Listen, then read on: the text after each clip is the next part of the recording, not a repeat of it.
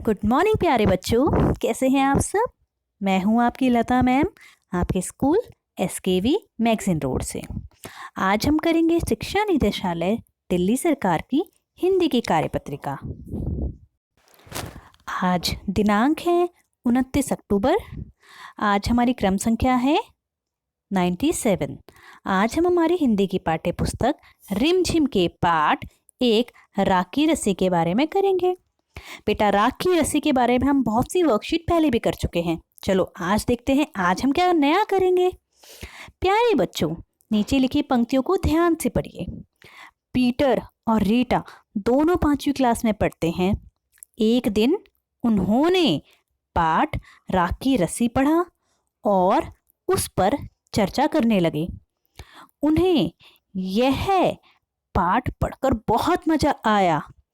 वे दोनों उस लड़की की समझदारी से प्रभावित हुए कि किस तरह उसने राख की रस्सी बनाई और लोनपोगार द्वारा बताए गए असंभव से लगने वाले काम को अपनी समझदारी से पूरा कर दिया।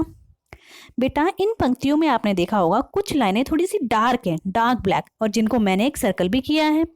चलो आगे बढ़ते हैं। ऊपर लिखी पंक्तियों में आए गहरे रंग के शब्द जो कि हैं उन्होंने, उन्हें, यह, उस, वे, उसने अपने संज्ञा शब्दों के स्थान पर प्रयोग में लाए गए हैं। ऐसे शब्द सर्वनाम कहलाते हैं। हमने पहले पढ़ा हुआ है सर्वनाम शब्द क्या होते हैं ना बेटा। संज्ञा शब्दों के स्थान पर प्रयोग होने वाले शब्द सर्वनाम कहलाते हैं। जैसे यहाँ पे जो वर्ड था उन्होंने, यहाँ पे उन्होंने का क्या मतलब है? उन्होंने का मतलब है यहाँ पे पीटर और रीटा, है ना। नाम वाले शब्दों, संज्ञा शब्दों के स्थान पर प्रयोग किए जाने वाले शब्द सर्वनाम कहलाते हैं। इसमें एक छोटी सी कविता भी है।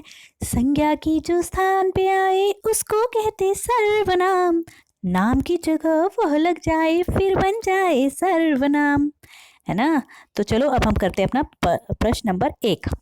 पाठ राखी रस्सी में दी गई इन पंक्तियों को ध्यान से पढ़िए और नीचे लिखे प्रश्नों के उत्तर अपनी कॉपी में लिखिए।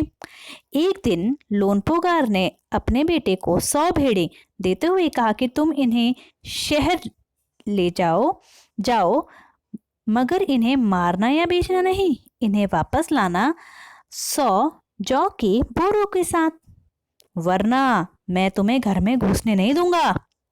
इसके बाद उन्होंने बेटे को शहर की तरफ रवाना कर दिया। लोनपोगार का बेटा शहर पहुंच गया, मगर इतने बोरे जौ खरीदने के लिए उसके पास पैसे ही कहाँ थे। वह इस समस्या पर सोचने विचारने के लिए सड़क के किनारे बैठ गया, मगर कोई हल उसकी समझ में नहीं आ रहा था। वह बहुत दुखी था। तभी एक लड़की उसके सामने आ खड़ी हुई और बोली, क्या बात है, तुम इतने दुखी क्यों हो? ये बेटा हमें कुछ पंक्तियां दी गई हैं। अब हमें इन पंक्तियों में से नीचे कुछ प्रश्न पूछे गए हैं और हमें उनके उत्तर देने हैं। प्रश्न नंबर 1, लोनपोगार का बेटा क्या खरीदने के लिए शहर गया था? बताइए। तो जौ के 100 बोरे या फिर 100 जौ के बोरे। ठीक है बेटा, तो यहाँ पे इसका आंसर मैंने लिख दिया है 100 जौ के बोरे। आप पूरा आंसर भी लिख सकते हैं। लोनपोगार का बेटा 100 जौ के बोरे खरीदने के लिए शहर गया था। प्रश्न नंबर 2, लोनपोगार ने अपने बेटे के सामने क्या शर्त रखी थी? तो बेटा इसका आंसर मैंने ना यहाँ नीचे लिख दिया। यहाँ पर 100 भेड़े लेकर शहर जाओ, इन्हें मारना और बेचना नहीं, तथा आते समय 100 जौ के बोरे साथ लाना, यही तो रखी थी ना शर्त। तीसरा प्रश्न, लोनपोगार का बेटा दुखी क्यों था? क्योंकि उसके पास 100 जौ के बोरे खरीदने के पैसे नहीं थे और उसको समझ ही नहीं आ रहा था कि मैं अब जौ के बोरे कैसे खरीदूं, है ना। तो इसका आंसर मैंने यहाँ पे लिख दिया है।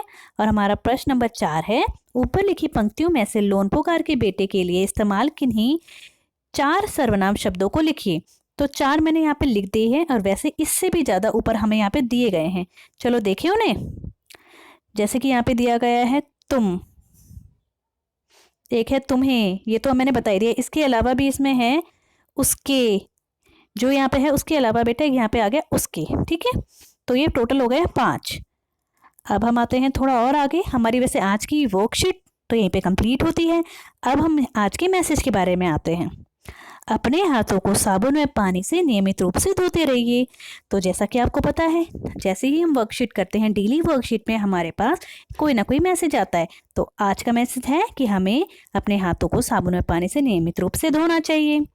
ओके बेटा, सभी क्वेश्चन को अपनी कॉपी में करेंगे, उत्तर को भी, और अपने टीचर के पास फिर सेंड करेंगे।